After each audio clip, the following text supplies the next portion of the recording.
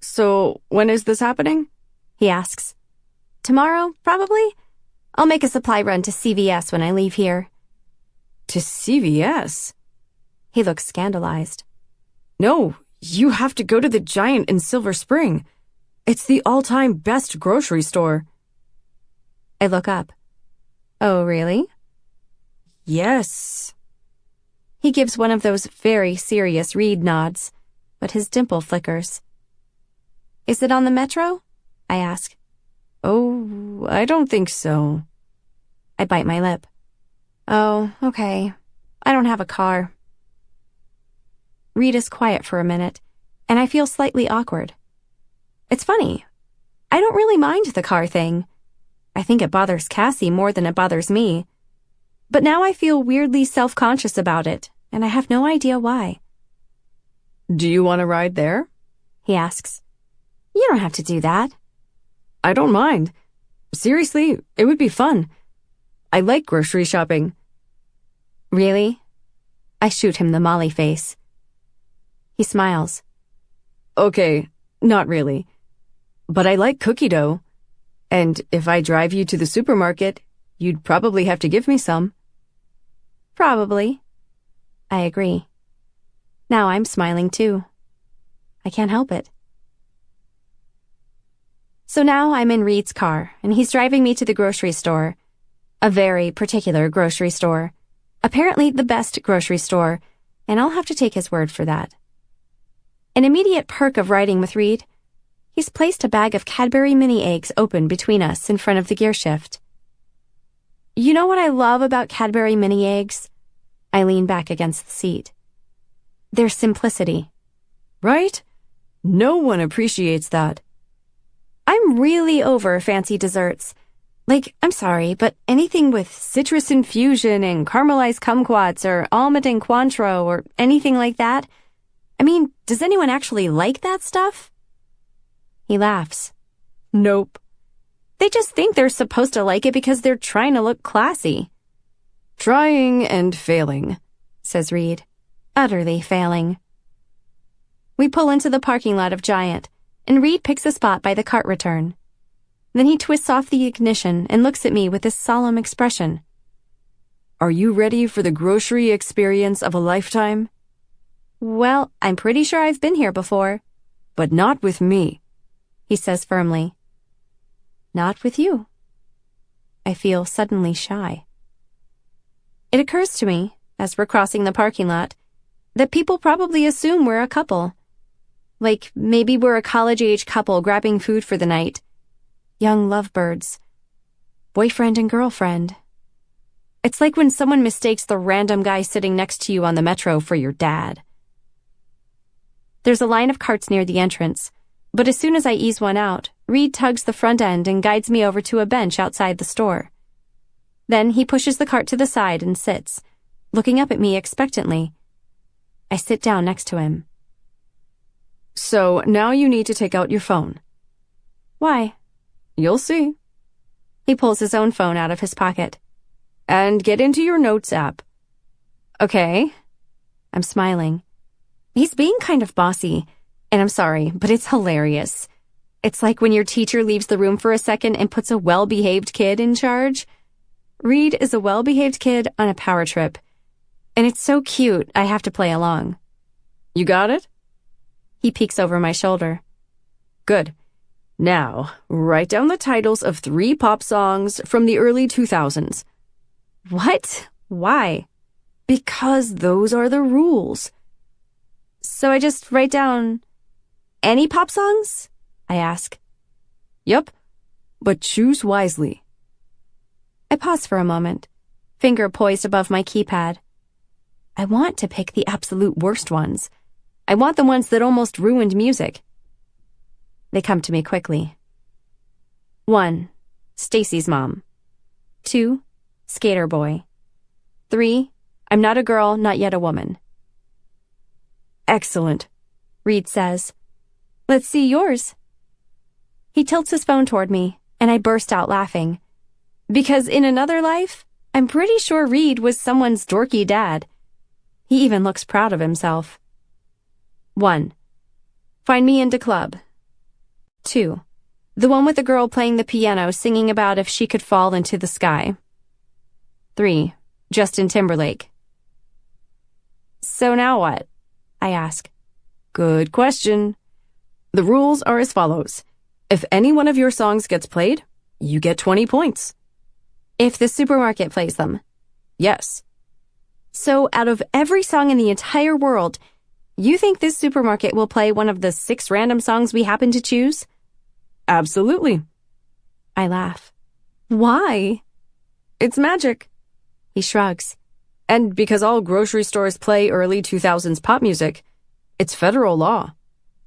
I'm skeptical until the moment we walk into the store and Stacy's mom is playing. Oh, hey, 20 points to me, I say. Reed groans, leaning into the cart handle. Beginner's luck. He eases the cart down the baking aisle and literally makes it 3 steps before getting distracted by tubs of frosting. Ooh, hey. He picks up some Duncan Hines chocolate. Oh man, I would sit and eat this with a spoon, like yogurt. Is that weird? Is that a real question? Seriously, I want to know. Is there anyone who wouldn't eat a tub of chocolate frosting like yogurt? All of a sudden, I'm inspired. Can I add a rule to our game? Definitely. Okay. I grin. Quick challenge. 10 points to whoever finds the grossest flavor of frosting in the next minute, starting now. I set the stopwatch on my phone, and we both fall silent. I'm feeling very competitive for some reason, which isn't like me at all. Maybe this is what it's like to be Cassie. She used to win all the competitions at camp. Hot dog eating, pig Latin speaking, watermelon seed spitting, and all the other things I never really cared about. But I care about this. I want the 10 points. These 10 nebulous points that count toward literally nothing. And it's exhilarating. I scan the shelves, and almost everything is pretty standard. Home-style chocolate and funfetti and cream cheese. There are a few contenders, like coconut pecan and key lime.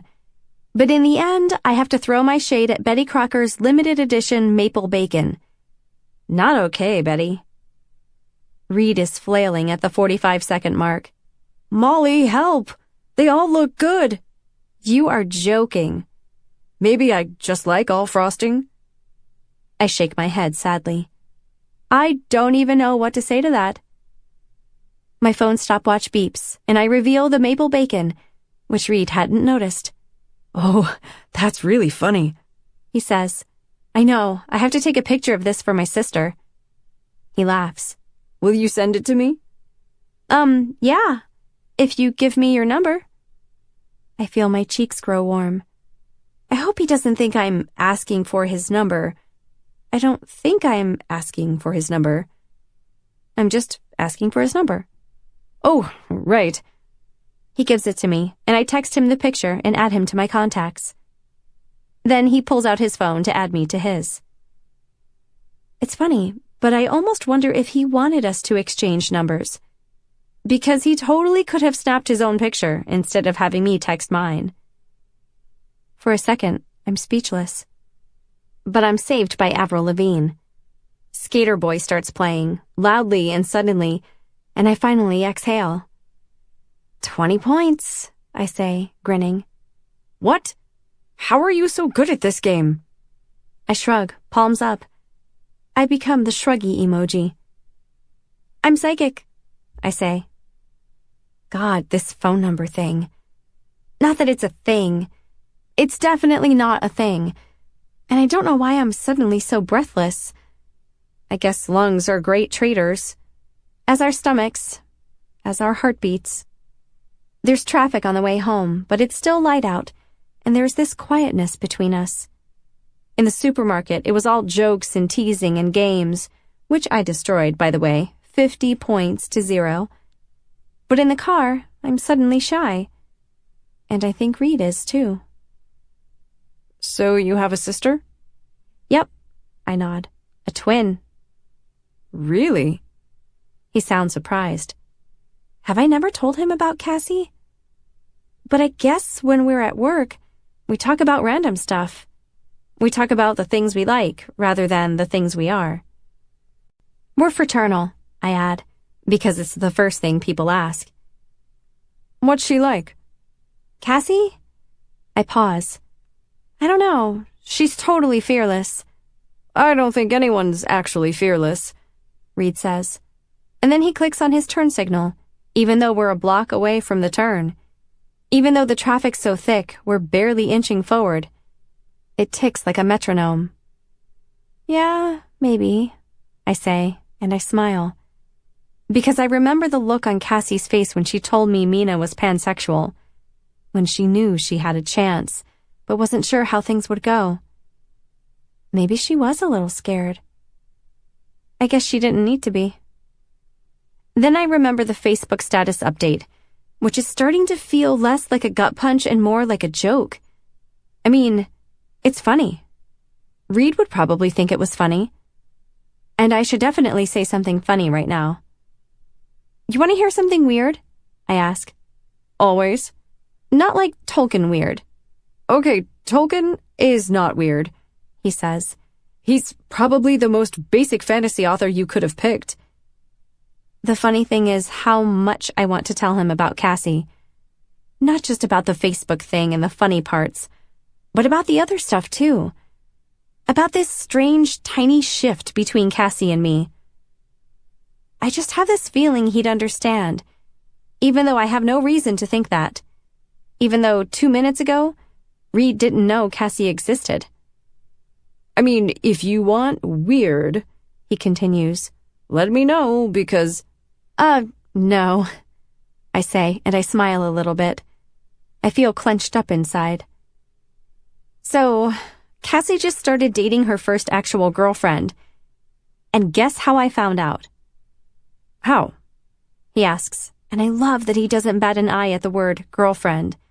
Not that I expected less from a Tacoma Park boy, especially one related to Deborah and Ari, but still. From a Facebook status update? His eyebrows knit. Oh. Yeah.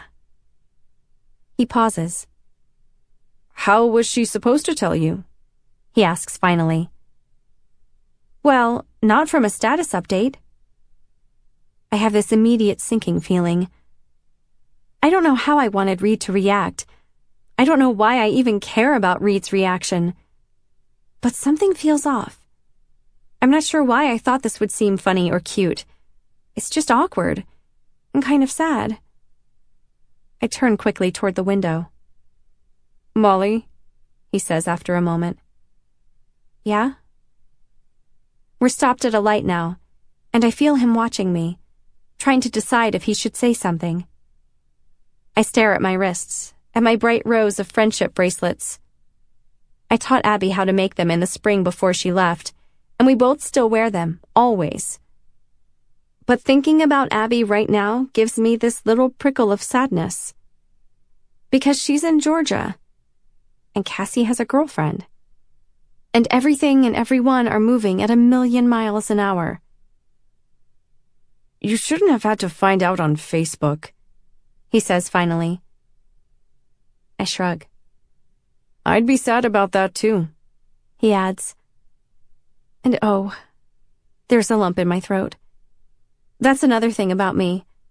If someone says I'm sad, or asks me what's wrong, or tells me not to cry, it's like my body hears, now, cry, like a command, even if I am not actually sad. But maybe there are always tiny sad pieces inside me, waiting to be recognized and named. Maybe it's like that for everyone. Anyway, it's fine, I say quickly, forcing a smile. Obviously, I'm really happy for her. Oh, okay. He looks confused, and I really wish I hadn't said anything. Now he thinks I'm a shitty sister, and a shitty person, and an all-around asshole. I don't know why I'm incapable of shutting up around this boy. 11. I wake up before sunrise on Wednesday, feeling jittery. My mind will not simmer down. It's just jumping from one thought to another. I mean, there's Reed, and his glowing white sneakers, and his surprisingly low standards for frosting. And there's Cassie, and Mina, and the Facebook status update, and the cookie dough, and the fact that Mina's coming when Grandma's here. The inevitable shit show. I try to hypnotize myself by staring at my ceiling fan, and when that doesn't work, I scroll through wedding inspiration blogs on my phone. But I can't focus. Finally, I just take my pill and head down to the kitchen, and I start pulling out my ingredients. You never think you'll be spooning egg-free cookie dough into tiny mason jars at 5 in the morning, until you are. I've just gotten them into the fridge when I hear Zave babbling upstairs. I actually love being the one to get Xavier out of bed. I slip into his room, and when he sees me, he pulls up on the crib railing and does this bouncy little dance. Baby twerking. Hi, buddy. I scoop him into my arms, and he cups my cheek, grinning.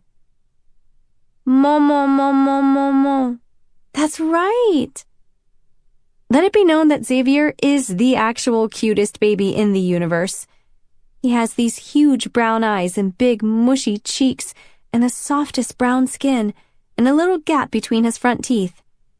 He's perfect. I always love the idea that we share DNA, even if it's on the donor side. Maybe there are a bunch of mutual ancestors drinking ambrosia and spying on us right now. Hey, baby, I whisper into the crook of his neck, and he scrunches up and giggles. I hoist him onto my hip and carry him downstairs. I figure I'll set him up with his activity center in the living room and let my mom sleep in. Except Nadine wanders down a few minutes later, yawning and smiling. Wow, look at you two. Oh, did we wake you up? Oh, Momo, no. It was the boobs. These days, Nadine talks about her boobs like they're sentient beings.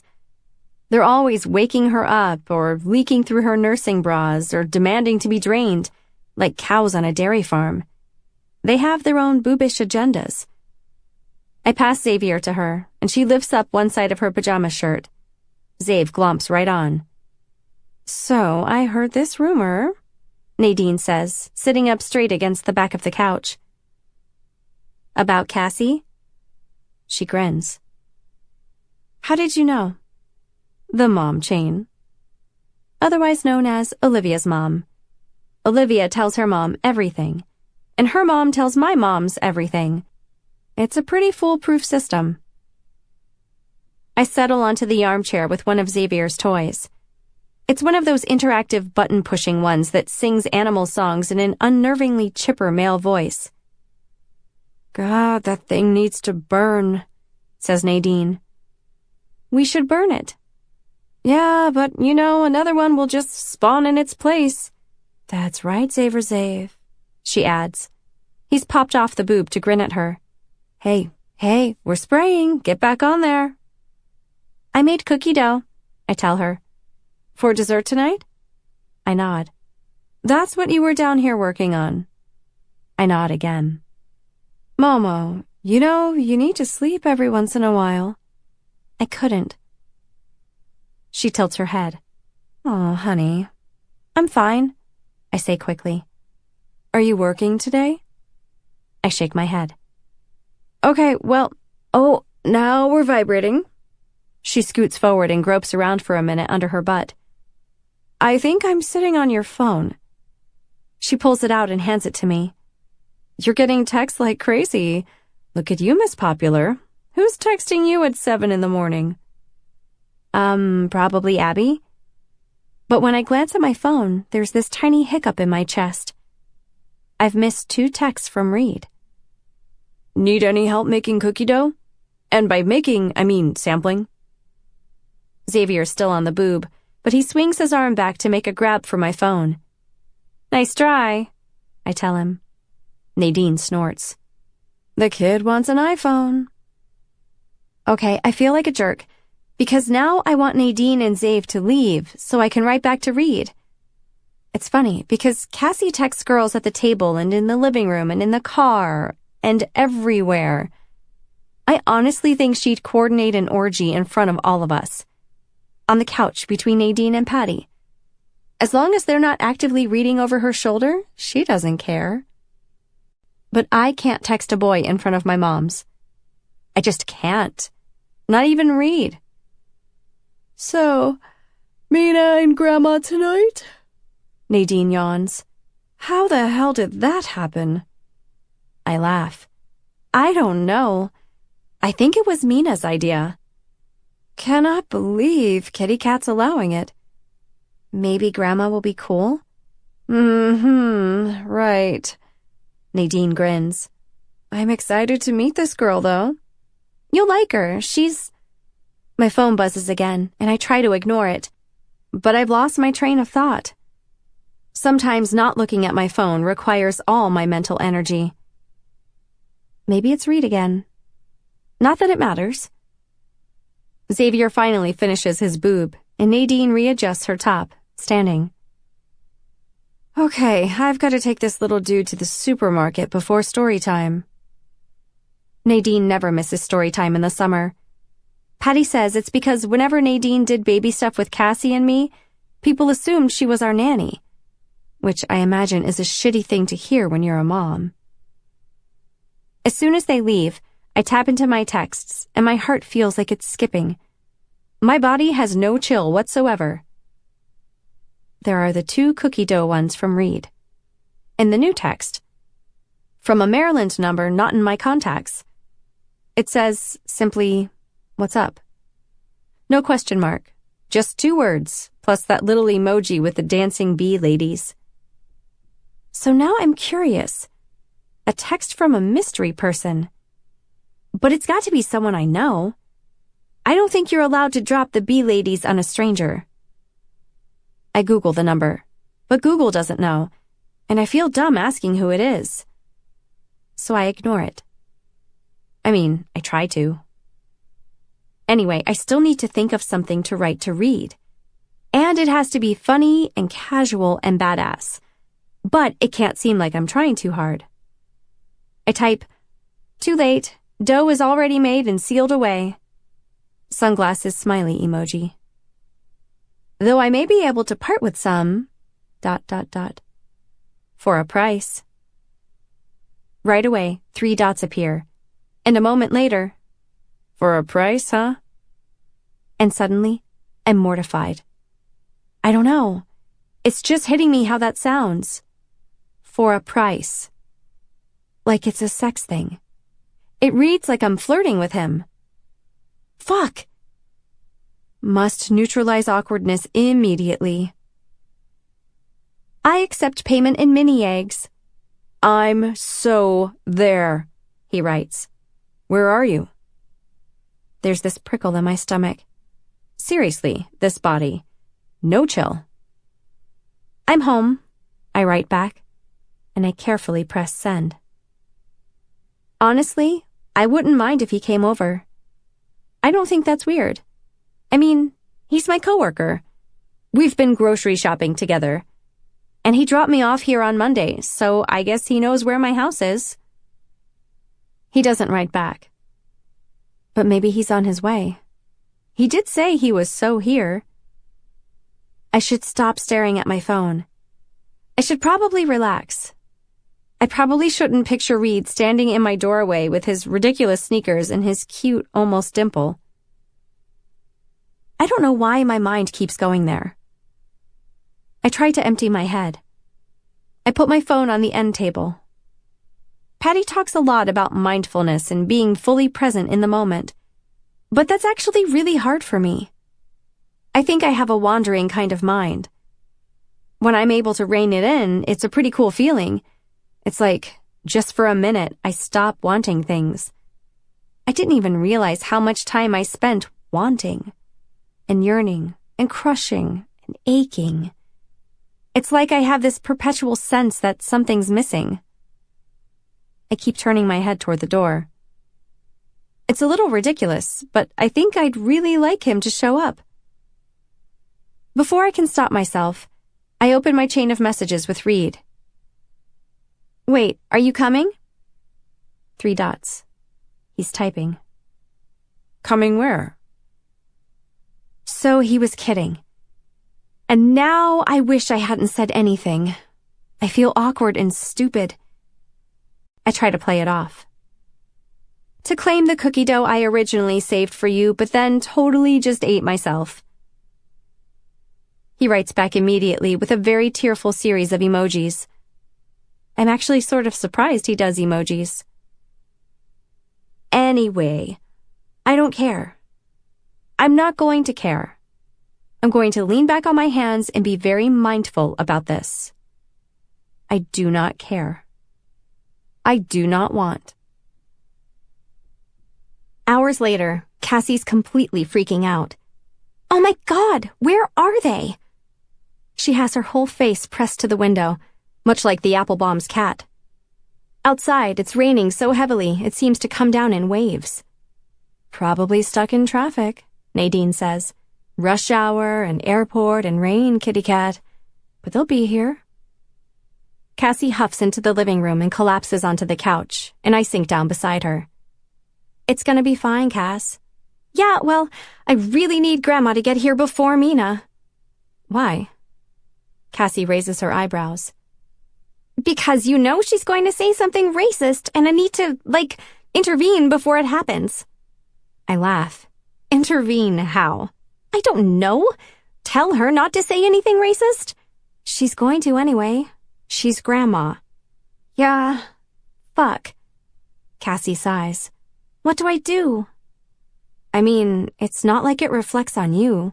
Just talk to Mina. Give her a heads up.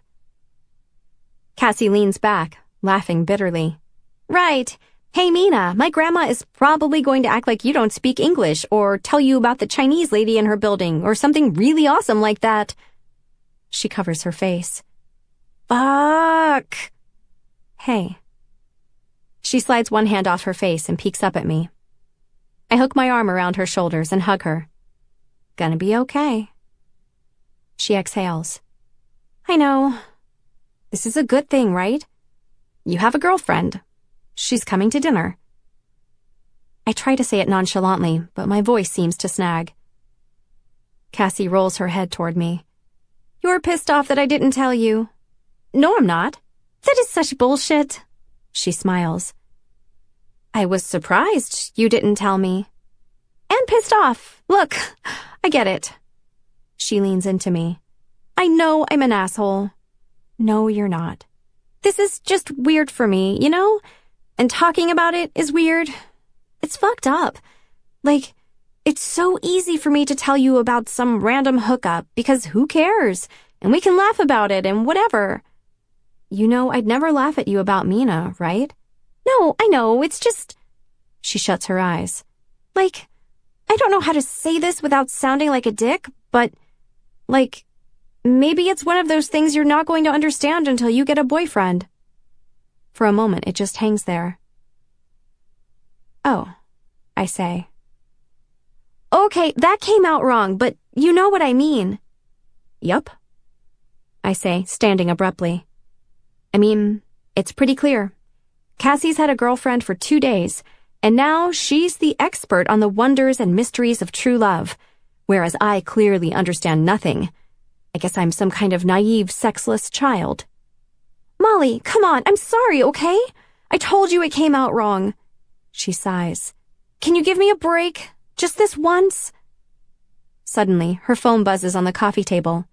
A text. She picks it up. She's here. Grandma or Mina?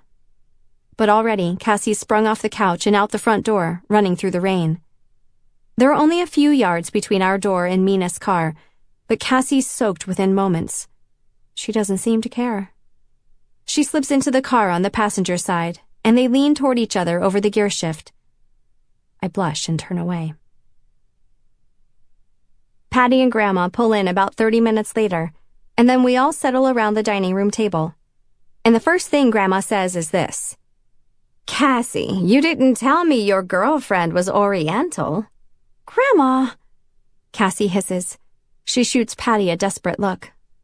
Patty winces. Mom, you can't say that. I can't? I shake my head. Grandma, Mina is Korean American. Cassie says. Okay? You can't say Oriental. Unless you're talking about rugs, I add. Well, they just keep changing the terminology on me. She laughs. Mina, dear, I hope you don't take offense. It's so nice to meet you. Nice to meet you, too. Mina definitely looks overwhelmed. Nadine brings out this giant turkey, the kind you roast for Thanksgiving. It's the kind they always label young turkey, which makes you wonder how epic old turkeys must be. Everything gets passed around, and I feel strangely self-conscious. I think it's sympathetic self-consciousness. I think I feel it on behalf of Cassie. Or maybe Mina. God, poor Mina. So you live in Bethesda? Nadine asks. That's a fun place. Mina smiles faintly. I don't know if I'd call it fun. Mom, fun is like H Street, Cassie says. Not true, Nadine says. Fun exists wherever you make it. Am I right, Xavier? Xavier is currently mashing a slice of peach into his hair. He looks a lot like you, Mina says, looking back and forth between Xav and Nadine. Aw, thanks, Nadine says. Told you, Cassie says. He's her mini-me. People notice that all the time. Xavier looks so much like Nadine, and Patty's old pictures look exactly like Cassie. I'm the oddball. I secretly think I must look like the donor, but I've never seen a picture of him. Of course, Grandma always says I look like her. I don't exactly see it, but she loves to bring it up. And sure enough, you know, Molly is the spitting image of me at 17. But of course, I was very thin at that age. She loves to bring that up, too. I used to be a model for Macy's department store. Can you believe it? Oh, wow, Mina says. And I always tell Molly, you're a little Saftig, of course, but you have a lovely face. Isn't she lovely? Definitely, Mina says, nodding, but Patty says, Mom, stop it, in this warning tone. So Grandma makes a big show of snapping her mouth shut and winking at me. And I think I might cry. I might actually cry. I can't believe I'm sitting at this table pretending things are normal while my grandmother calls me fat. Right to my face. I know what Saftig means. She's even called me that before. But saying it in front of Cassie's gorgeous new girlfriend makes it 1,000,000 times worse. You know, my friend Sylvia's granddaughter is at Columbia, Grandma says quietly, leaning in close. She's a beautiful girl. Her name is Esther. That's great. Grandma rests a hand on my elbow. In New York. You know, Columbia's in Manhattan, dear. And in New York, they have this exercise program. I think it's on the DVD. And Esther just puts it on and does it right in her dorm room. Okay. She just loves it. I nod slowly. I think every cell in my body freezes in place. I notice Cassie and Mina are listening in. You should think about it, Mamala. You know, I'll tell you what I wish someone had told me, she says. It gets harder and harder to lose. Grandma does this sometimes. Half the time she's totally cool, and half the time she makes me want to disappear. When you're young, it's easy, she continues. Just be a little more careful. Leave half of everything on your plate. And you should talk to Esther. She really loves her program. You know, she lost 20 pounds. Okay. And now she has a boyfriend.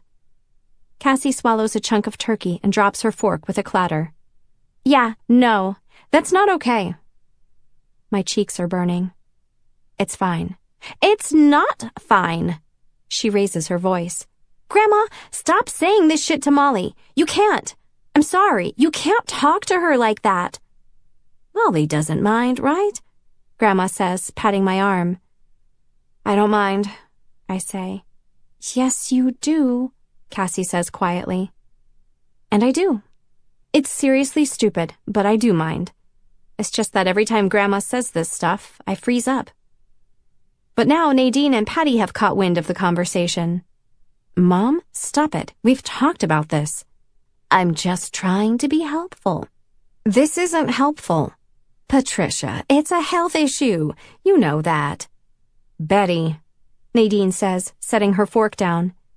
She glances at Patty. Cassie presses her foot against mine under the table, but I can barely process it. I feel hot and cold all at once. It's hard to explain. I mean, I know I'm fat. It's not a secret. Kyle Donner used to whisper the word gorda in my ear every day of 8th grade Spanish.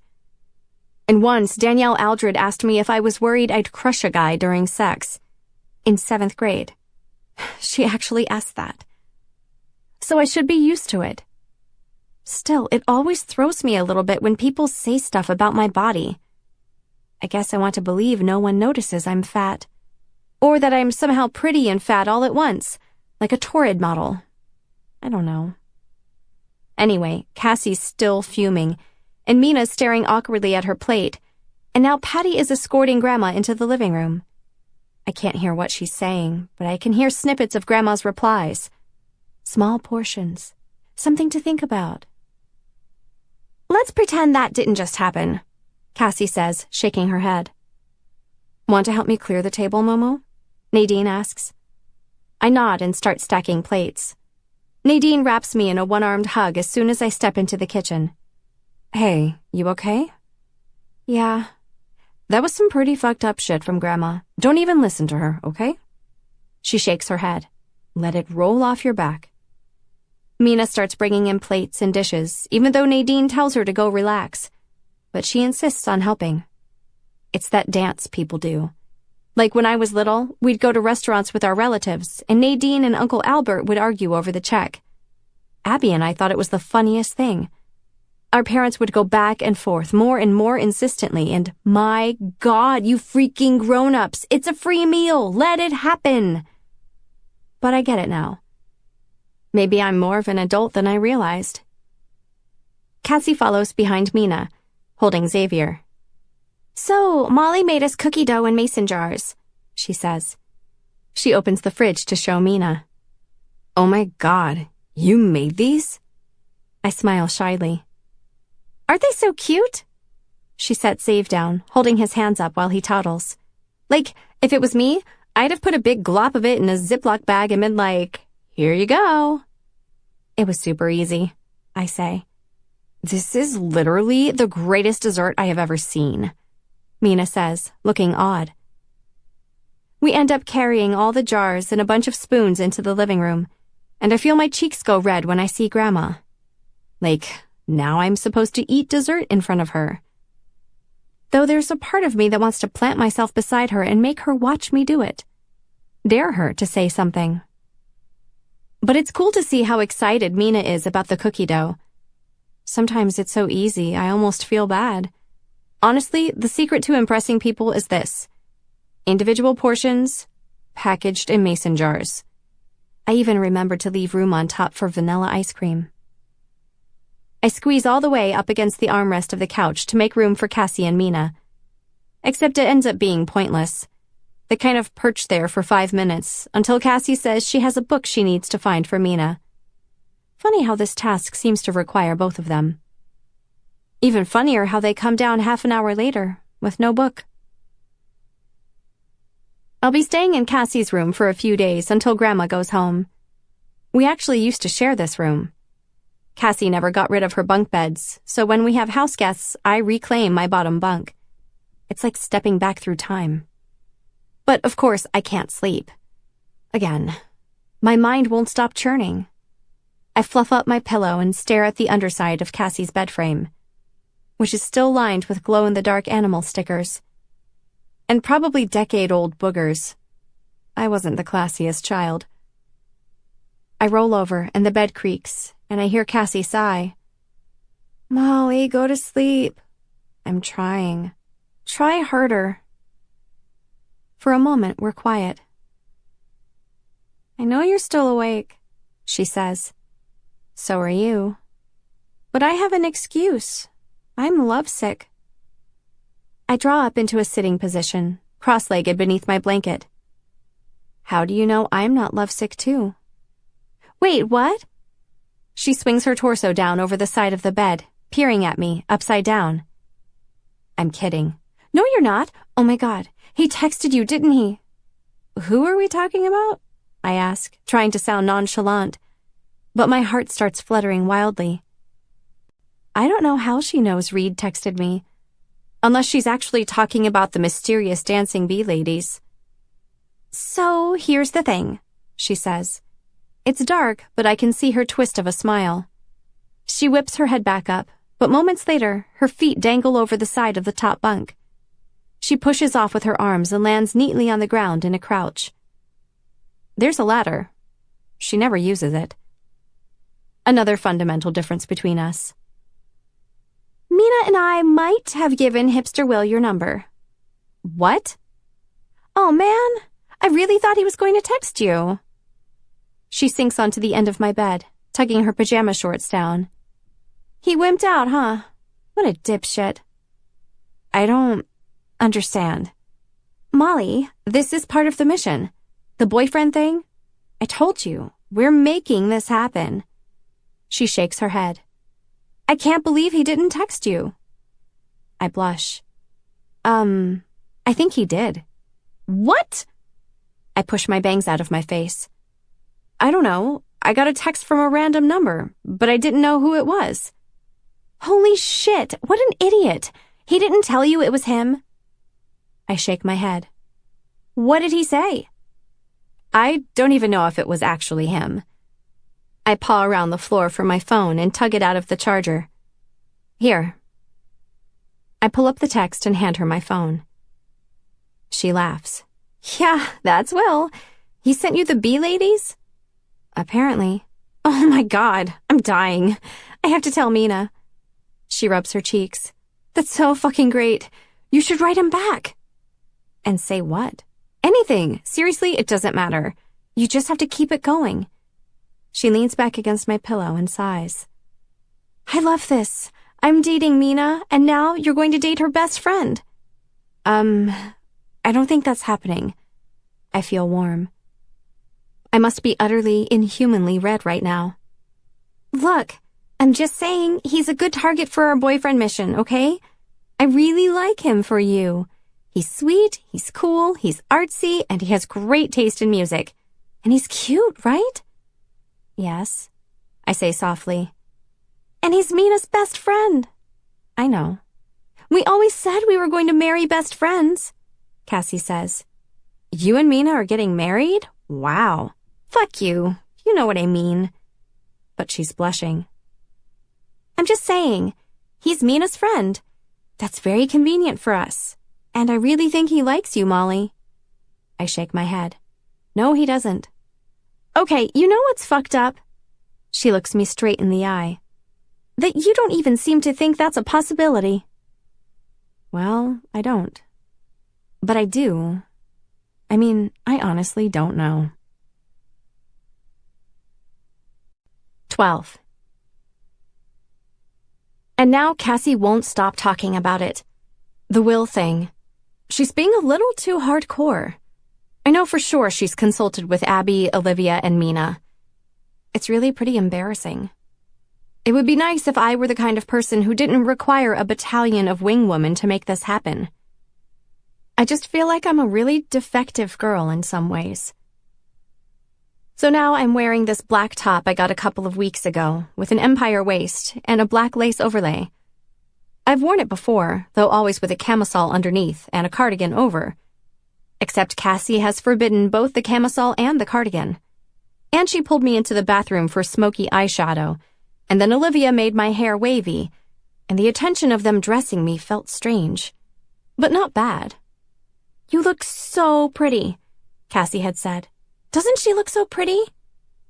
And Olivia paused for a moment before agreeing. Yeah, you really do. I felt this warm, happy flutter when she said that.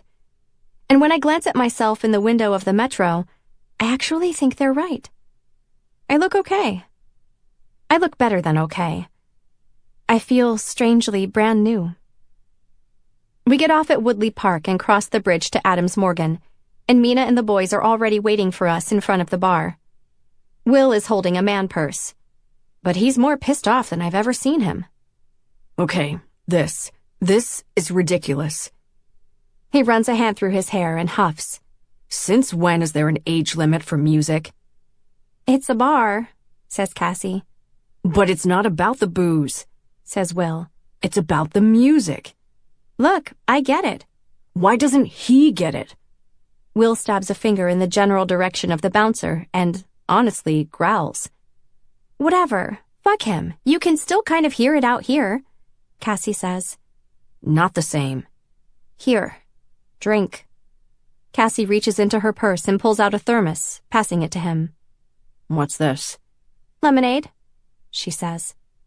Will sips it and turns to her, grinning. With peach schnapps, she adds. I want. Mina reaches for the thermos. And I want jumbo slice, she adds, smiling extra contagiously. 20 minutes later, I'm packed tightly onto a wooden bench with Cassie, Mina, and Olivia, and I'm holding the most epic slice of pizza. And a Coke. And the boys are sort of hovering over us. There's this couple a few yards away gazing at each other really intensely, and Max is pretending to narrate their thoughts. And Cassie and Mina are trying to seem casual about the fact that they're holding hands, but their expressions are like sunshine through window shades. I feel happy. And a little lonely. But they're cute. And it's nice. I can't explain it. I guess it's this feeling of rightness. Like I'm saying the right things and I'm in the right place. Like I'm the right person. I wonder if that even makes sense. I lean over to whisper to Olivia about it, but then there's a nudge on the toe of my flat. Hey, Will says. You never wrote back to my text. Oh, I didn't... He laughs. I'm just kidding. It's fine. I didn't know it was you, I say. Cassie snickers, and I realize she and Mina are both listening. Well, now you know. His blue eyes meet mine, and I feel myself blush. I clear my throat. Is there any more schnapps? As it turns out, Will's man purse is full of 50 million miniature bottles of booze. No more schnapps, but he dumps an entire tiny bottle of rum into my Coke. Okay, that's... Cassie leans over to steal a sip. Wow, that's strong. To be honest, I don't have much to compare it to. I don't think I've ever had more than a sip of anything. I'm not supposed to, with my pills. But I just need something tonight. I need to not feel like myself for a minute. I'm wavy hair Molly. Cardigan-less Molly. Rum and Coke Molly. I think the street is tilting, says Cassie. Do you guys see that? Oh, Mina says. You are not sober. Nope. She nudges her head into the crook of Mina's shoulder. My head's a little fuzzy, and my chest is warm, but it's a cozy feeling. I like it. And when I look up, I see that Will is watching us and smiling. Oh my God. I could sit for 5 million hours and analyze the angles of his smile. Are all of you drunk? He asks. Maybe, I say. But out of the corner of my eye, I catch a glimpse of Olivia, who suddenly looks like a kid dragged to a cocktail party. She's shuffling her feet on the edge of the bench and fidgeting with her napkin. I turn toward her to say something, but Cassie flings an arm around me. Drunk Molly. I never thought I'd see the day. I like drunk Molly. She's cool. Will says. I know, right? Says Mina. Need a refill? Will asks. And Cassie gives me this look like she wants to mention the Zoloft. I ignore her. Yeah, okay, I say, and Will tilts his head and smiles down at me.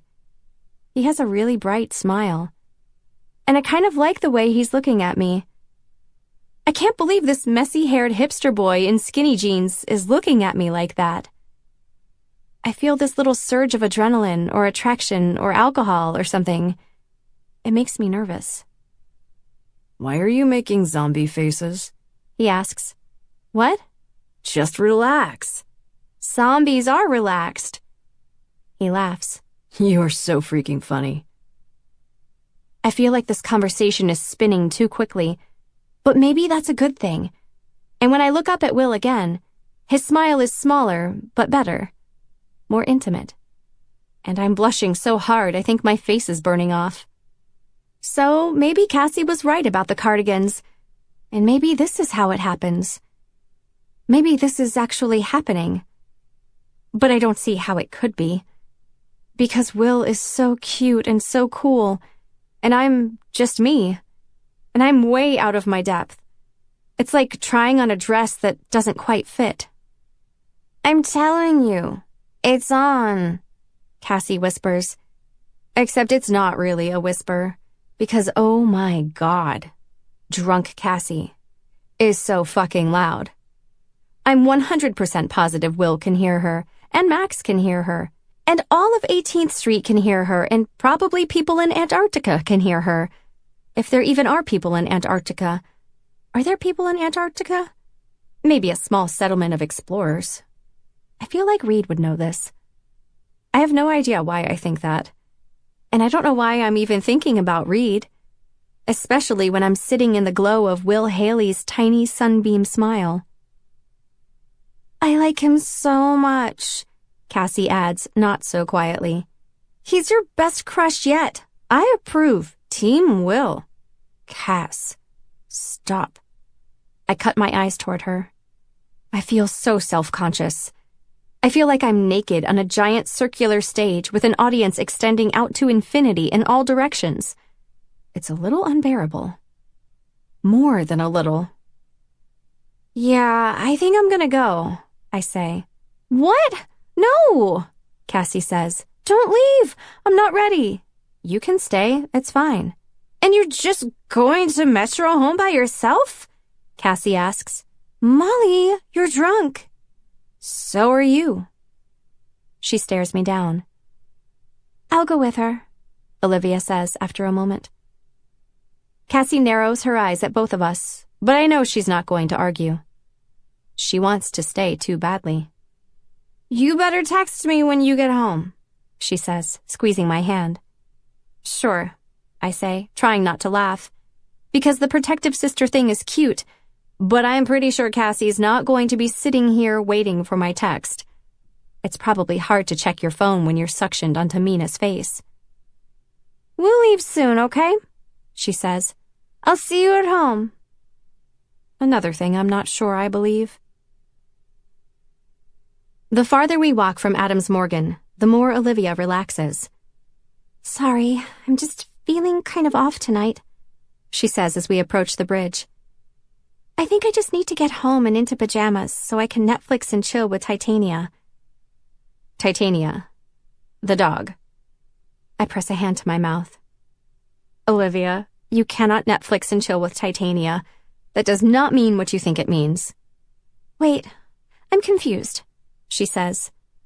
I think you Netflix and chill with Evan, I say, letting my eyebrows explain the rest. Oh. Yeah. I mean, I just want to watch Netflix. She looks slightly traumatized. I know. Oh God, me too. And it's true. Even hearing the word Netflix has a way of centering me. Netflix means not having to suck in your stomach or think of anything smart or adorable to say. It means a whole night of not wondering what people think about you. No alcohol, and no flirtation, and no confusion, and every organ calm and settled. Perfect. Exactly what I want. Except there's this tiny, perverse part of me that wants to run back down 18th Street to hear Will Haley say I'm so freaking funny. Even though that's the quickest way to unsettle my organs. And it's the literal opposite of Netflix. But that's me. I always want opposite things. Molly? Says Olivia. You're sort of zigzagging. Oh, oops. You sure you're okay? I'm totally okay. Okay. She bites her lip. Hey, do you mind if I call Evan really quickly? I want to catch him before he goes to bed. Here are the facts about Evan Schulmeister. He falls asleep at 10:30 with earplugs and a retainer and wakes up at 5 to run 3 miles. Every day. Totally fine, I say. I think I'm saying totally a lot. I'm totally saying totally a lot. This must be a special feature of drunk Molly.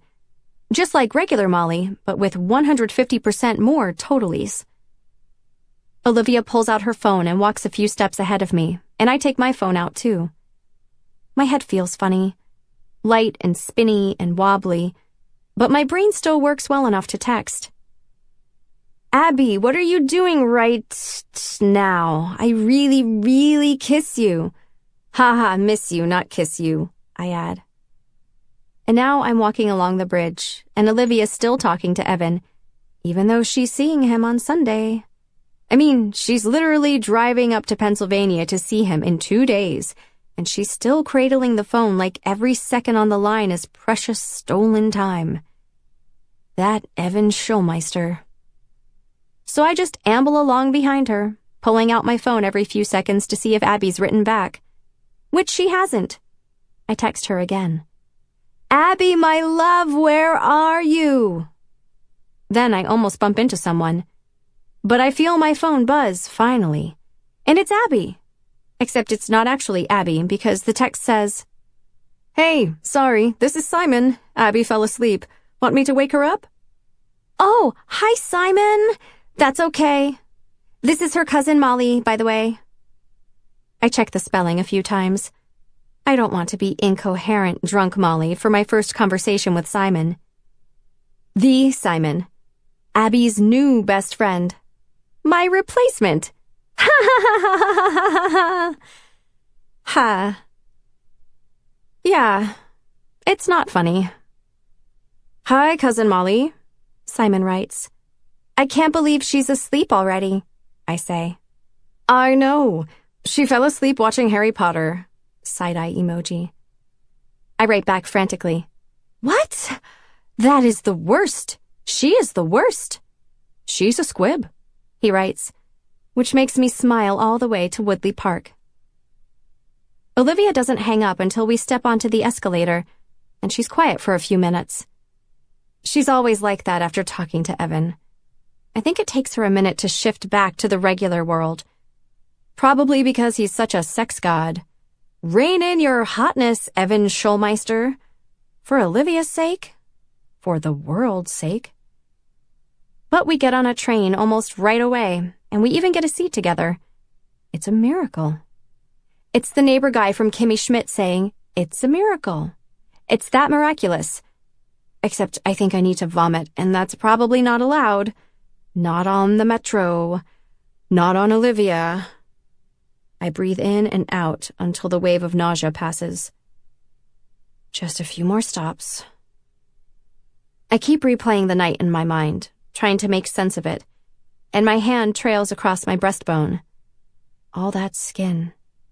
Patty calls it décolletage. It's kind of a sexy thing, even though sexy isn't a word I usually associate with myself. But I kind of felt like that tonight. I actually think Hipster Will was flirting. With me.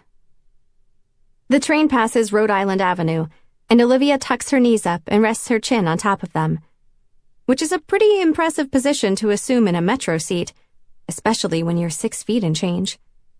She tilts her head toward me and smiles. So, Will texted you? Sort of. How do you sort of text someone? I close my eyes and lean back. I don't know. Well, I think Cass and Mina forced him to. Olivia giggles. No, I mean it, I say. I'm pretty sure Cassie made Mina harass him until he did it. So, Cassie forced Mina to force Will to text you? Exactly. Olivia's tiny smile. Yeah, you might be overthinking this. But here's the thing Olivia doesn't get. I'm not trying to overthink things. I'm trying to be less careful. But you have to be your heart's own goalie. And if I'm going to be rejected, I want to see it coming. 13. I wake up to my phone buzzing. 4 texts from Abby. Were you drunk texting Simon on my phone last night? And I'm not a squib. What's a squib? Did you seriously get drunk? I can't move yet. I stare at my light fixture. I've never noticed this, but it's collecting a thin layer of dust. And a bulb is burned out. I should fix that, eventually. Maybe when I'm slightly less catatonic. But I really should get out of bed. It's the 4th of July. That's actually a pretty big deal in our neighborhood. There's a parade with papier-mâché animal heads and clowns and entire floats dedicated to composting. That is the thing here. Moving platforms decorated to honor decayed perishables. Cassie's rustling in the bunk bed above me. "Oh, hey," she says finally, her voice thick with sleep. "You up?" "Kind of." She laughs. "Me too. Last night was something." I'm scared to know what she means by that. Maybe something happened after Olivia and I left. Maybe drunk Cassie evolved into drunk as fuck Cassie, or even the ultimate shit-faced Cassie. I don't even want to imagine what shit-faced Cassie might have said about me to Will. Shit-faced Cassie is not known for her carefulness. I squeeze my eyes shut and try to think of something neutral. Anything. My 4th of July outfit. A pale denim shirt dress over navy leggings with white stars. And I don't care if anyone side-eyes me for wearing leggings in July, because I am not here for chub rub. Also, they're very patriotic leggings. But then Cassie shifts, and the bed creaks, and I'm nervous all over again. I feel like the two negative ends of a magnet. Like there are parts of me that can't come together. If Cassie did say something to Will, I want to know. But also, I never want to know. "Hey, so I invited Mina to the parade and fireworks and stuff," Cassie says suddenly. "Oh, okay. Are you cool with that?" I sit up slowly. "Why wouldn't I be?" "Because, I don't know." I hear her yawn. "I know that's usually our thing." And it's true. Normally, Cassie and I watch the parade together. And yes, under normal circumstances, the idea of Mina tagging along might bother me a little. But I'm so preoccupied by boy drama right now that it barely even registers.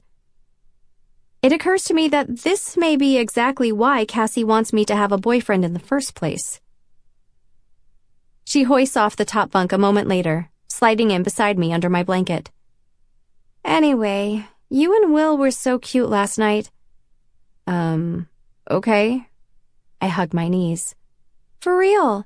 He was totally flirting with you. Mina gave him so much shit after you left." "What did she say to him?" I blurt. Cassie just smiles, and I feel this wave of quiet panic. "Cassie, what? Oh my God, stop worrying. Why are you smiling?" "Because you actually like this guy, and it's so fucking cute. Crush number 27, right?" "I don't have a crush on Will." Cassie laughs. "Okay." "Wait, did you tell him I did?" "Molly, no, stop freaking out." "Okay." And for a moment, she's silent.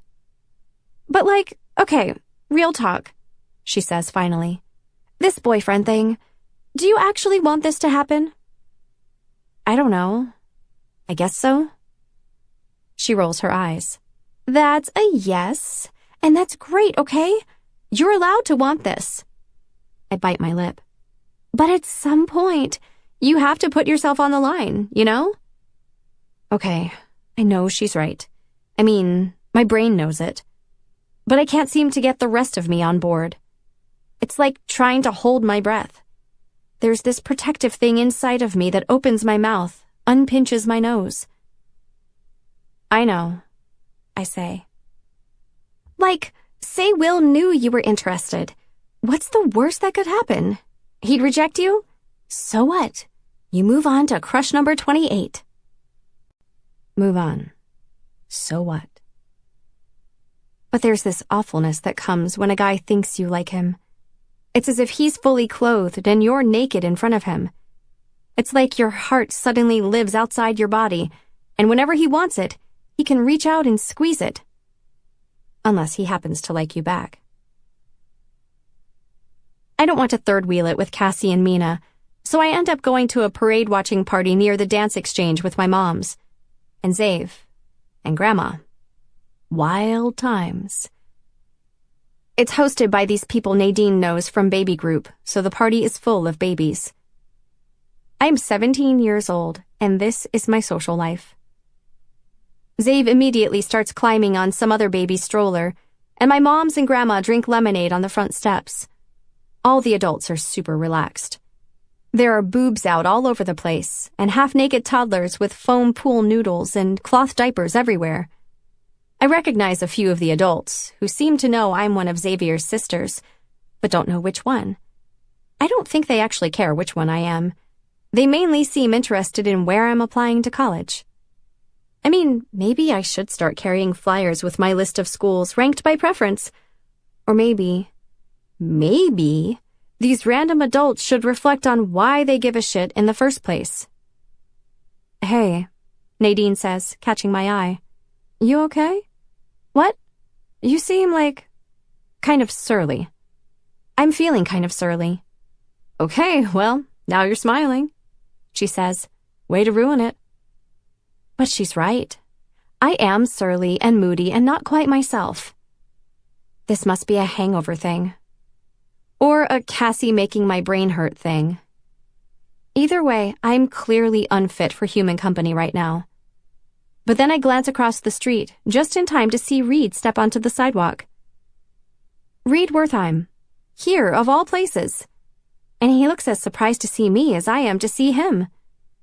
I cross the street to greet him. What are you doing here? I live here. He points to a little blue bungalow. No way. I grin. He grins back, and for a minute, we're both quiet. But my heart beats really quickly, and it's actually kind of nice. So, what are you doing here? He asks.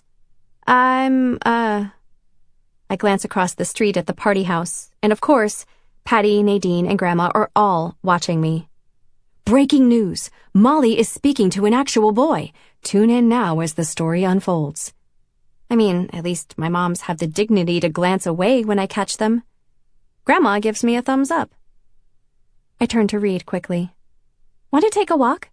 Oh, sure. He does this flush-cheeked kind of smile.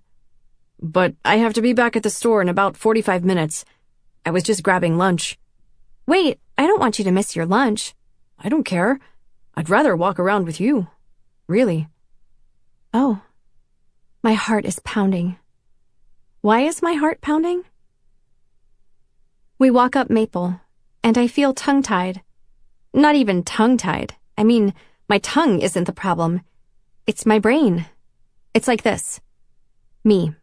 Hey, brain, let's think of something cool to say. Brain. Me. Okay, it doesn't have to be cool, just something semi-coherent. Brain. Me. Come on, brain, give me something. Brain. White noise. Shit. Hey, how'd the cookie dough turn out? Reed asks finally. Oh! I laugh. I actually did save you some. Really? His eyes light up behind his glasses. Really? And it came out awesome. Finally, something unlocks in my brain, and I'm me again. I think it tastes better than regular cookie dough. The consistency's slightly different, but in a good way. You'll like it. I know I will. We can grab it right now if you want. It's just at my house, which is 2 blocks away. I live 2 blocks from Reed. I have to admit, there's something quietly thrilling about this. I'm bringing a boy to my house. For cookie dough purposes. Totally platonic. But still, a boy. My house. You know, I didn't put this together before, Reed says, following me through the back door. but I actually walk by your house sometimes with my cat. I smile up at him. With your cat?